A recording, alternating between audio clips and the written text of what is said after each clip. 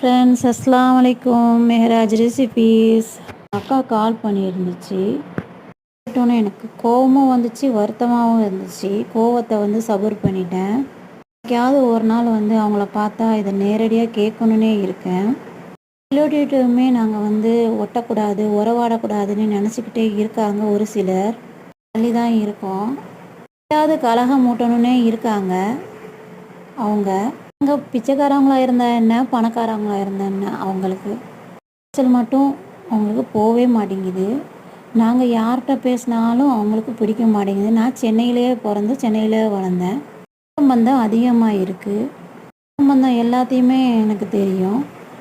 அதே மாதிரி தான் எங்கள் அக்காவுக்கும். இதில் பிச்சைக்கார குடும்பம்னு பார்த்து சொன்னாங்களாம். ஒரு மண்டபத்தை கேட்க போய் பிச்சைக்கார குடும்பத்தில் அவங்களும் தான் இருக்காங்கன்றதை மறந்துட்டாங்க. அக்காவை சொன்னா என்ன, என்ன சொன்னா என்ன, அதான் எனக்கு கோவம் வந்துச்சு.